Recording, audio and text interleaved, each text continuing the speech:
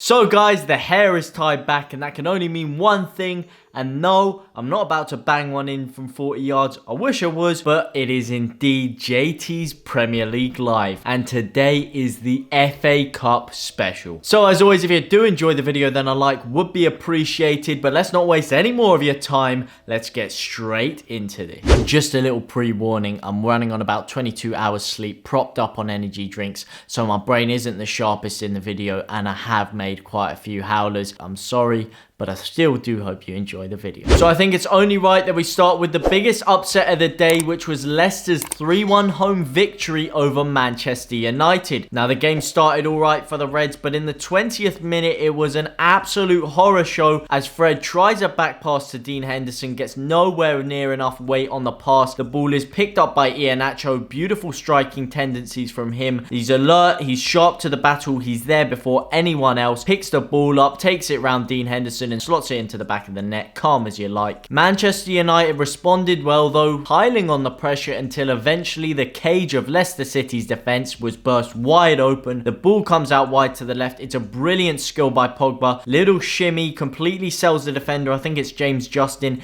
Sells him for dead, makes him think he's going the other way, feints it down the wing, drills it across, and it's a brilliant dummy by Van der Beek. Lets it go through his legs to the on-running Mason Greenwood, who slots it into the bottom corner, whips it with his left foot, bottom bins, no keeper saving that. Great pace on the shot, great pace on the ball, and brilliant deceptive work by your man Donny van der Beek. Man United ended up making it into half-time with that 1-1 draw intact. However, Leicester were not happy with this and they made sure that this was not the case for much longer in the second half. 7 minutes into it, IHEANACHO this time the provider, but it was all made by one man. Youri Tielemans plays the ball off to him near around 40-50 yards away from the goal, gets the return ball and just drives straight towards the goal, takes on one or two players, I think Fred's next to him, and then just absolutely drills it into that bottom left-hand corner. Dean Henderson tried his best, but he wasn't getting anywhere near that. Brilliant play by by Tielemans. I mean, it was a nice ball by IHEANACHO, don't get me wrong, but all the work was done by Tielemans. And you know what, Tielemans, I've said it, this guy is a real baller. He's very good at bringing the ball out from deep. He's got a lethal strike on him, as was shown in this game. He's got great passing accuracy, and again, he's got a right engine on him. Again, that's not going into a great, I mean, what can you say, cutting edge analysis right there, but generally, he is an absolute baller. I could go into more detail about him, but this video is going to get quite long because I am going to cover about 4 games and then talk about the upcoming semi-final clashes, so I don't want this video to drag on to be another 24-minute one like yesterday. Leicester, however, were not happy with that 2-1 lead and they kept knocking at the door. Jamie Vardy went close, took a player on and absolutely whizzed it just past the post.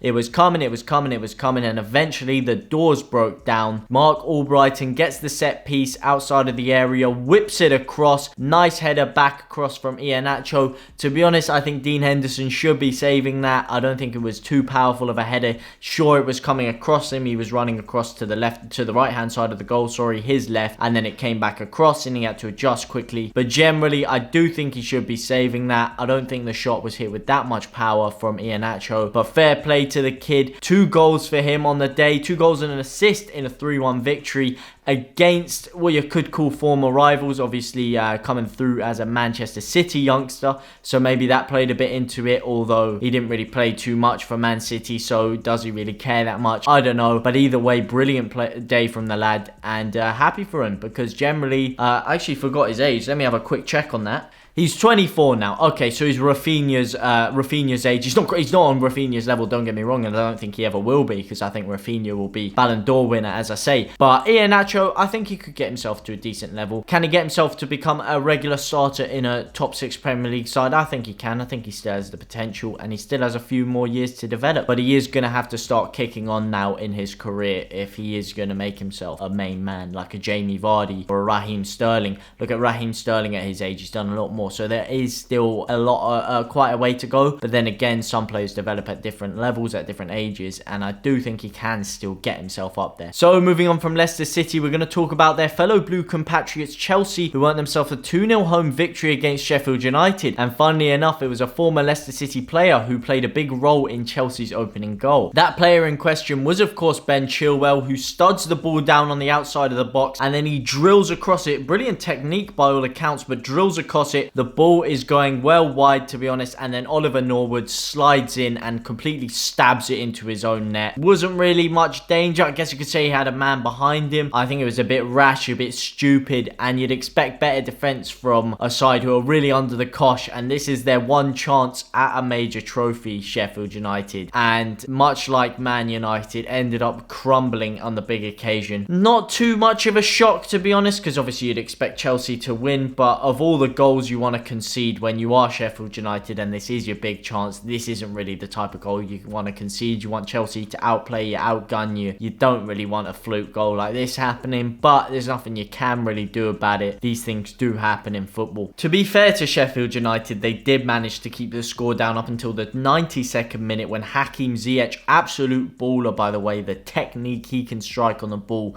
is absolutely orgasmic at times, but I digress.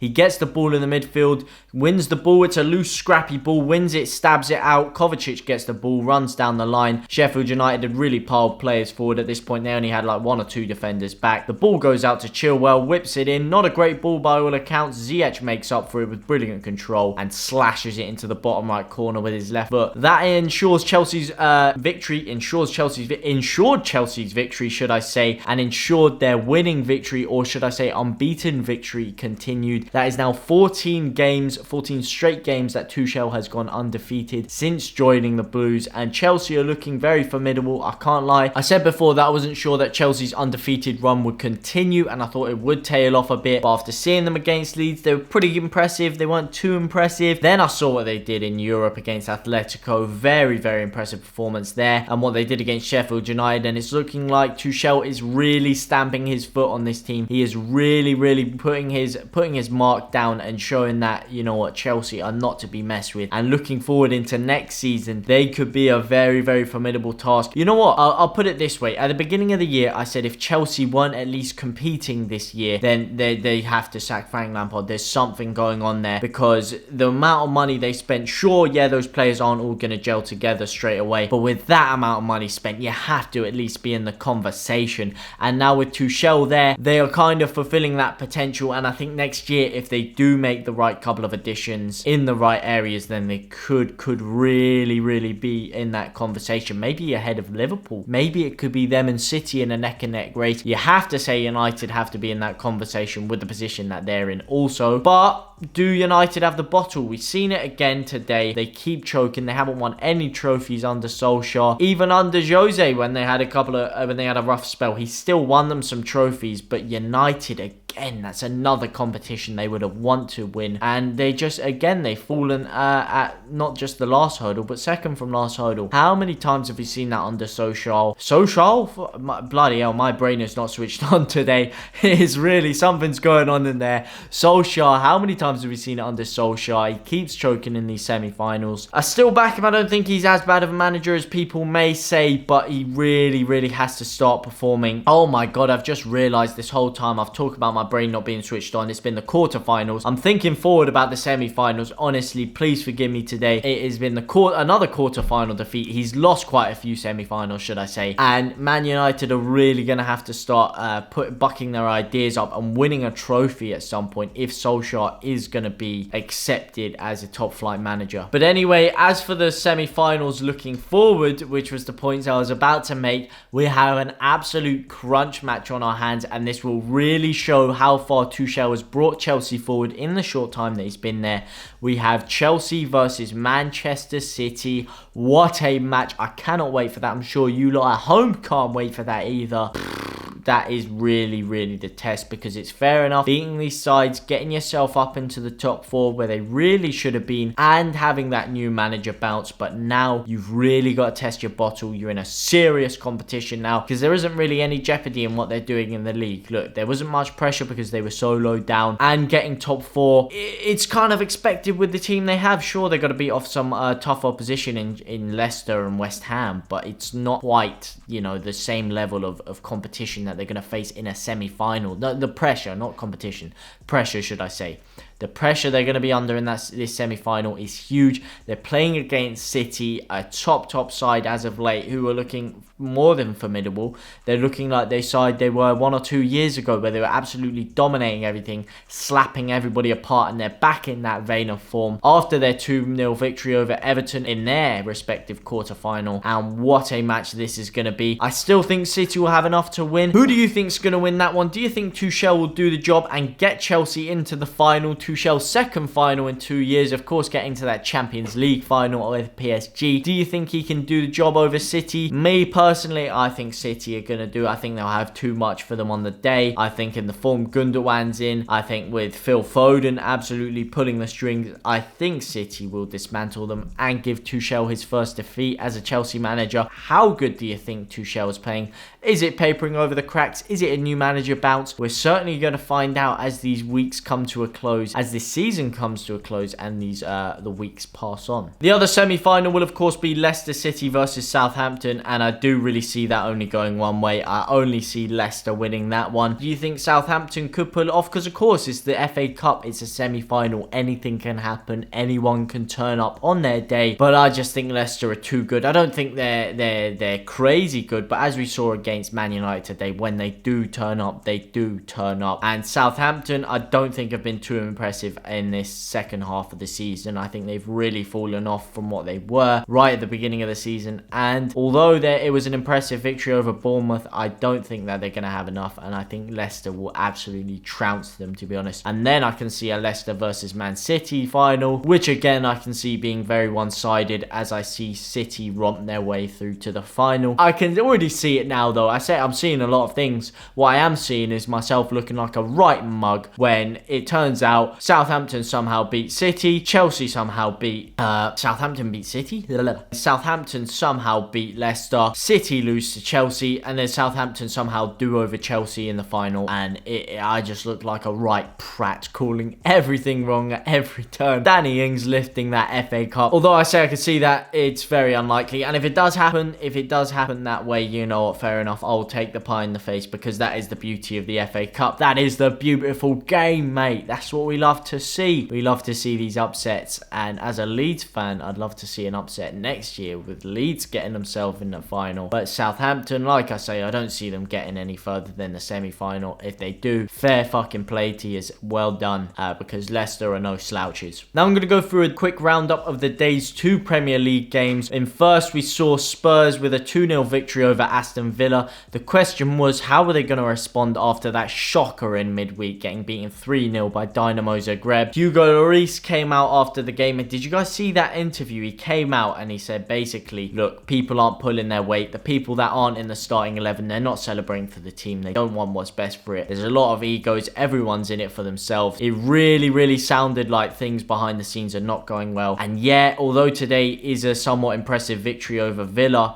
look, man, it doesn't sound good for them. From what I heard from that interview, and then when I saw the Jose Mourinho interview after, they didn't really fill me with a lot of confidence. And I think behind the scenes, there is a hell of a lot more than meets the eye. And if they were doing an interview, a documentary this year about behind the scenes at Tottenham, I would be buying that, no questions asked, because it really sounds like things are going tits up, and it would be so interesting to see, because I want to see what's happening at a top club when these massive egos, these superstars are involved, and everything's just going tits up. There's arguments in the dressing room, there's fights.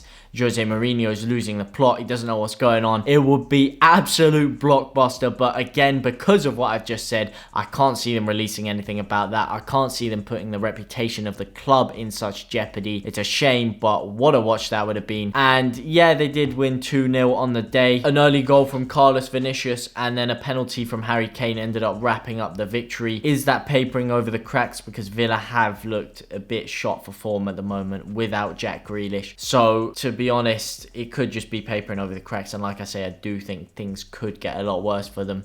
They still have that shot in the Carabao Cup final, however, to salvage their season. But generally, I think things could get very, very dodgy for them very, very quickly. In the day's other game, it was their fellow North London rivals, Arsenal, who clawed back a 3-3 draw with West Ham. West Ham this time on the opposition end. Again, we were speaking about Spurs. It was West Ham getting that famous 3-3 draw against them with that Lanzini screamer at the end. This time they're on the other end of it. Bowen, Soucek and Lingard make it 3-0 within the first 32 minutes. It's looking perfect for them. It's all looking rosy. But then boom, 2 own goals, Soucek and Dawson, followed up by a late Lacazette equaliser. And is this the writing on the walls for West Ham's top 4 hopes? We've seen Chelsea looking dominant as of late. Leicester City looking pretty good as well.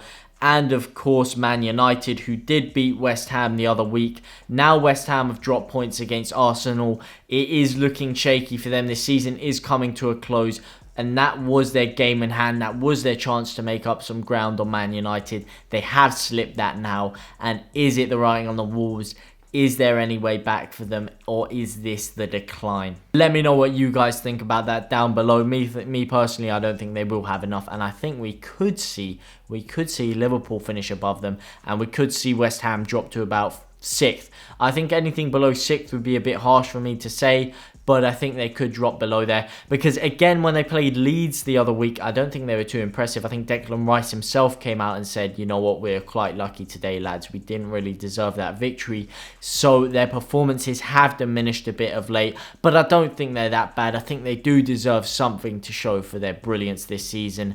And I hope they can keep it competitive in the top 4. I hope they can, because you love to see it. You love to see these teams come up and do the business like that against the big boys.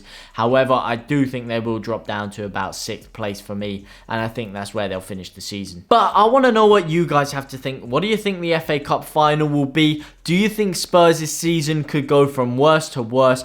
And do you think West Ham still have a crack at top 4? Those are the main talking points after today's games. I'd love to hear what you guys have to say, and as I do always say, if you did enjoy the video, if I did bring a bit of a smile to your face, then a like would be appreciated. And as always, I will see you in the next video. Goodbye.